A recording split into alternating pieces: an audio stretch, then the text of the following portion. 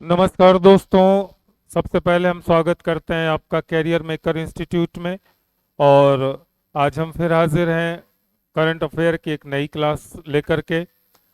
तो current affair की class शुरू करने से पहले, जैसा कि हम हमेशा पिछले वीडियो में दिए गए क्वेश्चंस जिसके आंसर का प्रतीक्षा हम कमेंट्स बॉक्स में करते हैं, तो सबसे पहले वो प्रश्न देखेंगे कि वह प्रश्न हमारा क्या था।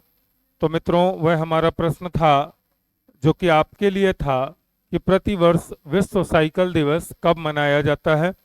यह आपको दिया गया था ये प्रश्न। इसका आंसर कमेंट्स बॉक्स में देने के लिए सभी मित्रों ने इसका आंसर दिया है और सभी के जवाब सही हैं। तो इसका सही जवाब है 3 जून। हर वर्ष 3 जून को विश्व साइकिल दिवस मनाया जाता है। आज की करंट अफेयर क्लास का पहला प्रश्न है, विश्व कीट दिवस कब मनाया जाता है। विश्व कीट दिवस कब मनाया जाता है? इसका सही जवाब है 6 जून को। 6 जून को विश्व कीट दिवस मनाया जाता है। विश्व कीट दिवस हर साल 6 जून को मनाया जाता है। यह दिन कीट प्रबंधन और पौधों और हमारे आसपास के लोगों के लिए इसके लाभों के बारे में जागरूकता फैलाने के लिए मनाया जाता है।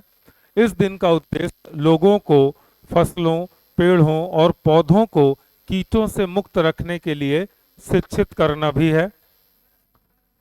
हमारा आज का दूसरा प्रश्न है, किस संस्था ने डूबने की रोकथाम के लिए वैश्विक गठबंधन global alliance for drowning prevention स्थापित करने का निर्णय लिया है? किस संस्था ने डूबने की रोकथाम के लिए वैश्विक गठबंधन स्थापित करने का निर्णय लिया है? 4 ऑप्शंस हैं, WHO, WHA, UNO, WMO। तो इसका सही जवाब है दोस्तों WHA। WHA ने डूबने की रोकथाम के लिए वैश्विक गठबंधन स्थापित किया है, करने का निर्णय लिया। इसका उद्देश्य दुनिया भर में लोगों को डूबने से रोकना है। हमारा अगला प्रश्न है, कौन सा केंद्रीय मंत्रालय city investment to innovate integrate and sustain 2.0 CITIIS 2.0 को लागू करता है? कौन सा केंद्रीय मंत्रालय city investments to innovate integrate and sustain 2.0 CITIIS 2.0 को लागू करता है? तो सही जवाब है इसका आवास और शहरी मामलों के मंत्रालय। ये इसका सही आंसर है दोस्तों। हमारा अगला प्रश्न है, उसके पहले हम और जान लें उस बारे में। केंद्रीय मंत्रिमंडल ने city investment to innovate integrate and sustain 2.0 CITIIS 2.0 को मंजूरी दे दी है। CITIIS 2.0 फ्रांसीसी विकास एजेंसी AFD KFW के साथ साझेदारी में आवास और शहरी मामलों के मंत्रालय द्वारा परिकल्पित एक कार्यक्रम है। यह कार्यक्रम 2023 से 2027 तक 4 साल की अवधि के लिए चलेगा। हमारा अगला प्रश्न है, कौन सा एशियाई देश केंद्रीकृत प्रयोगशाला नेटवर्क CLN में शामिल हुआ? कौन सा एशियाई देश केंद्रीकृत प्रयोगशाला नेटवर्क CLN में शामिल हुआ? ऑप्शन 4 है, भारत, जापान, इंडोनेशिया और कोरिया। तो सही जवाब है भारत। भारत इसका सही आंसर है। भारत हाल ही में महामारी और महामारियों के दौरान टीकों का परीक्षण करने के लिए केंद्रीकृत प्रयोगशाला network centralised laboratory network CLN में शामिल हुआ है। इस नेटवर्क में वर्तमान में 13 देशों में 15 भागीदार सुविधाएं हैं। CLN coalition for epidemic preparedness innovation CEPI का एक हिस्सा है। हमारा अगला प्रश्न है, किस शहर ने भारत यूरोपीय संघ ग्लोबल गेटवे सम्मेलन की मेजबानी की है? किस शहर ने भारत यूरोपीय संघ ग्लोबल गेटवे सम्मेलन की मेजबानी की है? चार ऑप्शन हैं, शिलोंग, श्रीनगर, माउंट आबू और शिमला। तो सही जवाब है शिलोंग। शिलोंग ने भारत यूरोपीय संघ ग्लोबल गेटवे सम्मेलन की मेजबानी की है। भारतीय उपमहाद्वीप में कनेक्टिविटी और बुनियादी ढांचे को बढ़ावा देने पर ध्यान केंद्रित करते हुए भारत यूरोपीय संघ ग्लोबल गेटवे सम्मेलन India EU global gateway conference Shillong में आयोजित किया जाएगा। यह 3 स्तंभों डिजिटल, ऊर्जा और परिवहन पर ध्यान केंद्रित करेगा। विदेश मंत्रालय भारत में यूरोपीय संघ का प्रतिनिधि मंडल और एशियाई संगम संयुक्त रूप से भारत यूरोपीय संघ संपर्क सम्मेलन का आयोजन कर रहे हैं। हमारा अगला प्रश्न है, हाल ही में भारत के किस राज्य को लेवेंडर राजधानी का खिताब मिला है? हाल ही में भारत के किस राज्य को लेवेंडर राजधानी का खिताब मिला है? 4 ऑप्शन है, मध्य प्रदेश, जम्मू कश्मीर, उत्तराखंड और हिमाचल प्रदेश। तो सही जवाब है जम्मू कश्मीर। जम्मू कश्मीर को हाल ही में लेवेंडर राजधानी का खिताब मिला है। जम्मू और कश्मीर में एक मोहक भद्रवाह घाटी लेवेंडर की खेती का केंद्र बन गई है, जिससे इसे भारत की लेवेंडर राजधानी का प्रतिष्ठित खिताब मिला है। एक रोमांचक विकास में केंद्रीय मंत्री जितेंद्र सिंह ने घाटी में 2 दिवसीय लेवेंडर महोत्सव का उद्घाटन किया, जिसमें लेवेंडर की खेती को बढ़ावा देने और कृषि स्टार्टअप को बढ़ावा देने में क्षेत्र की सफलता का जश्न मनाया गया। Council of scientific and industrial research, Indian institute of integrative medicine CSIR IIIM द्वारा आयोजित यह फेस्टिवल उनके 1 वीक 1 लैब कैंपेन का हिस्सा है। यह है लेवेंडर की खेती का एक दृश्य। यह है लेवेंडर के फूल जो कश्मीर में उगते हैं। कौन सा केंद्रीय मंत्रालय 2.0 CITIIS 2.0 को नया करने, एकीकृत करने और बनाए रखने के लिए शहर के निवेश को लागू करता है? तो इसका एक प्रश्न इसी से मिलता जुलता आपको पहले भी पूछा जा चुका है।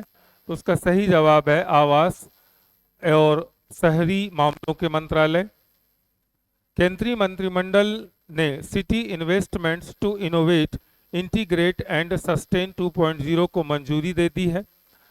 CITIIS 2.0 आवास और शहरी मामलों के मंत्रालय MOHUA द्वारा फ्रांसीसी विकास एजेंसी AFD, KfW, यूरोपीय संघ और राष्ट्रीय शहरी मामलों के संस्थान NIUA के साथ साझेदारी में परिकल्पित एक कार्यक्रम है। यह कार्यक्रम 2023 से 2027 तक 4 साल की अवधि के लिए चलेगा।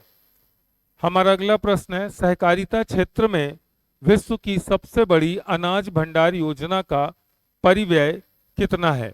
सहकारिता क्षेत्र में विश्व की सबसे बड़ी अनाज भंडारण योजना का परिव्यय कितना है? सही जवाब है इसका दोस्तों 1 लाख करोड़ रुपए। ये सबसे बड़ी परियोजना है अन्न भंडारण की।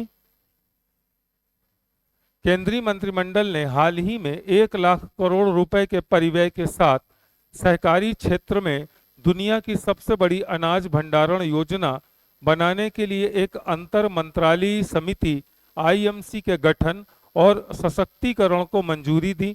यह उद्देश्य 3 मंत्रालयों की चल रही 8 योजनाओं को एक साथ जोड़कर हासिल किया जाएगा। सहकारिता मंत्रालय कम से कम 10 चयनित जिलों में एक पायलट परियोजना लागू करेगा। हमारा अगला प्रश्न है, हाल ही में एक प्रसिद्ध व्यक्ति गूफी पेंटल का निधन हो गया, वह किस क्षेत्र से संबंधित है?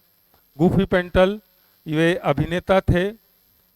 इन्होंने महाभारत में, पुरानी जो टीवी सीरियल में महाभारत आती थी उसमें शकुनी का रोल निभाया था, उससे ये प्रसिद्ध हुए थे। ये हैं गूफी पेंटल जो महाभारत में शकुनी के रोल में थे, उसी से इन्हें काफी ख्याति प्राप्त हुई। जूनियर वर्ल्ड कप में भारत के लिए तीसरा गोल्ड मेडल जीतने वाले धनुष श्रीकांत किस खेल से संबंधित हैं? 4 ऑप्शंस हैं, shooting, discus throw, javelin throw, hockey. तो सही जवाब है शूटिंग। एयर पिस्टल शूटिंग में भारत के लिए इन्होंने जूनियर वर्ल्ड कप में तीसरा गोल्ड मेडल जीता है। हमारा अगला प्रश्न है, हाल ही में वैसाख उत्सव कहाँ मनाया गया? नेपाल, इंडोनेशिया, भारत और श्रीलंका। ऑप्शन है, सही जवाब है इंडोनेशिया। इंडोनेशिया में वैसाख उत्सव मनाया गया। यह है वैसाख उत्सव की एक तस्वीर आपके स्क्रीन पर। इंडोनेशिया की यूनेस्को हेरिटेज साइट बोरोबुदुर मंदिर में वैसाख उत्सव मनाया गया। इस दौरान सेंट्रल जावा में स्थित दुनिया के सबसे बड़े बौद्ध मंदिर में हजारों लोग एकत्रित हुए और आकाश में लैंटर्न उड़ाकर उत्सव मनाया। वैसाख उत्सव दुनिया के अलग अलग देशों में अलग अलग दिन मनाया जाता है। इस दिन गौतम बुद्ध का जन्म, महापरिनिर्वाण और उन्हें ज्ञान की प्राप्ति हुई थी।